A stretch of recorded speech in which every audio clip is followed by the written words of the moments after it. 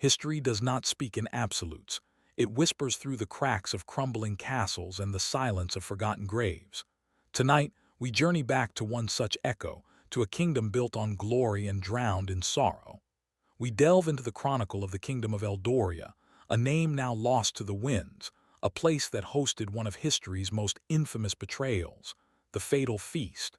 It was a night that began with celebration and ended with the shattering of a dynasty. At the heart of this tale is not just a throne, but a family, a king consumed by ambition, a queen burdened by secrets, and a princess whose innocence was the first casualty in a war fought with whispers and wine. The centerpiece of our tragedy is a single object, a golden chalice exquisitely crafted and lined with jewels that would come to hold not victory, but the most bitter poison of all. This is the story of how a kingdom, a king, and his entire bloodline were undone in a single night, leaving behind nothing but a blood-stained crown and the ghost of a feast that never ended. King Thuron of Eldoria was not a man born to wear a crown. He was a man who seized it. His story began not in a gilded cradle, but on the muddy battlefields of a fractured land. He was a second son, a lesser lord with a hunger that eclipsed his birthright. With a mind as sharp as his sword, he carved his path to power through ruthless strategy and unforgiving force. He forged alliances only to break them when they no longer served him, turning enemies against each other until he was the last one standing. His coronation was not a celebration of divine right, but a declaration of brutal victory, held in a hall still bearing the scars of his conquest. The people feared him, the nobles despised him in secret, but all bent the knee. He transformed a warring collection of states into a unified kingdom under his iron fist. King Thuron believed that power was not a gift to be cherished, but a weapon to be wielded. He built his palace tall and imposing, its spires like daggers against the sky, a constant reminder to all that he was the architect of this new age, an age built on the foundations of his rival's bones. To solidify his reign, King Thuron required a queen. His choice was not one of love, but of cold political calculus. He chose Lady Isolde, the daughter of a powerful neighboring monarch, a woman whose beauty was said to be as profound as her wisdom. Her arrival in Eldoria was a spectacle of stark contrast. She was a vision of grace and light, her procession adorned with silks and flowers, entering a court built of cold stone and colder hearts. Queen Isolde was meant to be the soft hand that smoothed the rough edges of Thuron's rule, a symbol of peace and prosperity. In the early days, she tried. She championed the arts, spoke with the common folk, and brought a semblance of warmth to the chilling halls of the palace. The people began to love her, seeing in her the compassion their king so desperately lacked. But she was a dove in a cage of wolves. She saw the paranoia in her husband's eyes, the envy in the gazes of the courtiers, and the deep, unsettling shadows that clung to the corners of their magnificent, lonely home. Her smile became a mask, her wisdom a silent burden. In the third year of their tense marriage, a light pierced through the gloom of the palace, the birth of Princess Lyra. She was everything her father was not: innocent, gentle, a fragile bloom in a dying garden. Her laughter echoed in hallways that had only known the heavy tread of guards and the whispers of conspirators. For a fleeting moment, her birth seemed to mend the fractures in the royal family. King Thuron, for the first time, showed a flicker of genuine tenderness, seeing in his daughter not just an heir, but the continuation of the dynasty he had bled for. Queen Isolde, in turn, poured all her stifled affection into her child, shielding her from the court's poisonous intrigues. Princess Lyra became a symbol of hope for the kingdom, a promise of a future where the crown might be worn with grace instead of gripped with fear. The people adored her, calling her the Dawnflower of Eldoria. But hope is a dangerous thing in a kingdom built on shadows. While the kingdom celebrated her, the conspirators in the court saw her not as a child, but as a pawn, a key to unraveling the king's iron-fisted control. Power breeds envy as surely as a corpse breeds flies. King Thuron's court was a viper's nest of simmering resentment. At its center was the king's own brother, Lord Valerius, a man who believed the crown was his by right of a gentler nature and a purer bloodline. Valerius moved through the palace with a practiced smile, his words like honeyed poison. He gathered the disenfranchised lords, the nobles whose lands Thuron had seized, and the military captains who chafed under the king's tyrannical command. They met in secret, their whispers weaving a web of conspiracy that stretched from the Serve Ant's quarters to the royal council chambers. They spoke of the king's madness, his paranoia, and his cruelty. Every decree Thuron issued, every tax he levied, was twisted into another reason for his downfall. The conspirators watched the royal family with cold, calculating eyes. They saw the queen's growing isolation and the princess's innocent vulnerability. The air in the palace grew thick with unspoken threats, the rustle of a courtier's robes sounding like the hiss of a snake, and every shadow seemed to hold a figure with a dagger. King Thuron's ambition was a ravenous fire. Having forged a kingdom, he now dreamed of an empire. His gaze turned to the lands beyond his borders, and his demands on his people grew ever more severe. He raised armies, bled the treasury dry for new campaigns, and saw betrayal in every questioning glance. His paranoia, once a tool for survival, had become a sickness. He trusted no one, not even his own queen. He saw her popularity with the people not as a strength for the kingdom, but as a threat to his absolute authority. He would storm through the council chambers, his voice a thunder of accusations, pushing away the few loyal advisers he had left. The great feasts he once held to project power became tense, silent affairs, where the king would stare down his guests, daring them to meet his gaze. Queen Isolde would watch him from across the long table, her heart aching for the man he might have been, and fearing the monster he had become. The crown was no longer just a symbol of his power. It was a weight that was crushing his soul, and he was dragging his entire kingdom down with him. Behind the facade of regal serenity, Queen Isolde was slowly breaking. She was a prisoner in her own home, her every move watched, her words carefully weighed. Her attempts to temper her husband's rage were met with cold suspicion. He accused her of weakness, of sympathizing with his enemies. Her life became a performance of loyalty she no longer felt. Her only solace was Princess Lyra, but even that was tinged with terror. She knew the court was a dangerous place for an innocent child, and she saw how the nobles looked at her daughter, not with affection, but with the cold calculation of chess masters studying a piece on the board. The queen carried a secret, a heavy stone in her heart that made her isolation complete. She knew the depth of Lord Valerius's treachery, for he had tried to recruit her to his cause, promising her a place of honor in a new regime. She had refused, but her silence was a double-edged sword. To warn the king would be to invite his paranoid fury upon herself. To remain silent was to allow the poison of treason to spread unchecked. Every night she wept in silence, her tears unseen, her sorrow unheard in the vast, empty chambers of the palace. As Princess Lyra grew, her world, once a fairy tale of gardens and loving attendants, began to shrink. She was no longer just a child, but the heir to the throne of Eldoria, and the weight of that title began to press upon her. Her father, King Thuron, saw her as the ultimate tool of his legacy.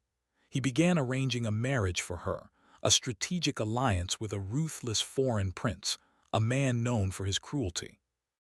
The king saw it as a masterstroke that would secure his borders and create a dynasty to last 1,000 years.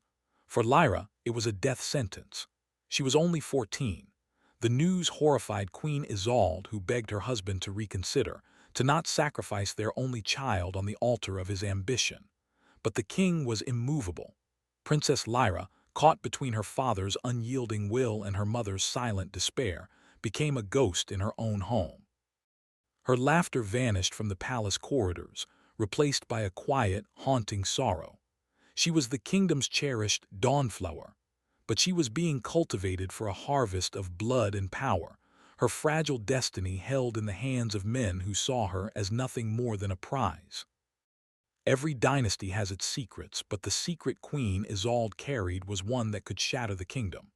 It was a truth she had guarded since her arrival in Eldoria, a truth that Lord Valerius' spies had finally unearthed. King Thuron, the mighty conqueror, the man obsessed with his bloodline and legacy, was sterile. He could not father an heir.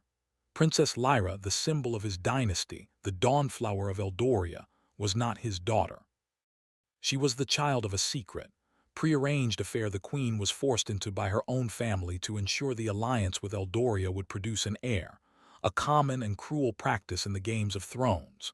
This was the secret that fueled the queen's sorrow and the king's unknowing pride. But now, the conspirators held this truth like a dagger to the kingdom's throat. They planned to reveal it at the perfect moment, to delegitimize the king, invalidate his chosen heir, and turn the entire court against him. The foundation of Thuron's iron-fisted rule was not stone but a fragile lie, and the conspirators were about to strike the first fatal crack. The moment chosen was the grand feast celebrating the betrothal of Princess Lyra.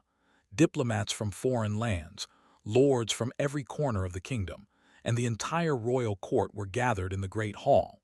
The air was thick with the scent of roasted meats, spiced wine, and impending doom. King Thuron sat at the head of the table, a grim smile on his face, believing he was witnessing the peak of his power. He raised his golden chalice to toast the future of his dynasty. As he did, Lord Valerius rose. His voice, calm and clear, cut through the revelry. He spoke not of celebration but of lies. He revealed the forbidden secret of Lyra's parentage for all to hear. A collective gasp sucked the air from the room. The king's face turned from triumph to ashen horror. In that moment of stunned silence, the signal was given. The doors to the great hall were barred. Armored soldiers, loyal to Valerius, emerged from the shadows, their swords drawn. The feast turned into a slaughter. The celebratory music was replaced by the screams of the dying and the clash of steel. The throne of Eldoria did not fall. It was drowned in a river of blood right there on the banquet floor. In the chaos of the coup, Queen Isolde had only one thought: her daughter. She saw the terror in Princess Lyra's eyes as the world erupted into violence around them. She grabbed her daughter's hand, trying to pull her to safety behind the great tapestries that lined the walls. But there was no escape. A group of Valerius's men, their faces contorted with bloodlust, cornered them. They were not there to capture. They were there to eliminate any claim to the throne. King Thuron, trapped on his dais fighting for his life, could only watch in impotent rage. Queen Isolde, the gentle dove, became a lioness. She stood in front of Lyra, her arms outstretched, her body a fragile shield. She pleaded, she begged, but her words were lost in the din.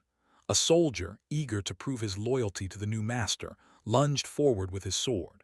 The queen did not scream. She met the blow with a final, defiant gaze, her only concern for the child behind her. She collapsed to the floor, the silk of her gown turning a deep crimson.